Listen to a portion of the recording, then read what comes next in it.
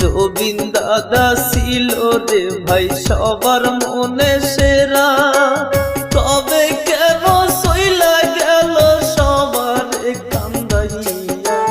জবিন দাদা ছিল কিন্তু মানুষ অনেক ভালা।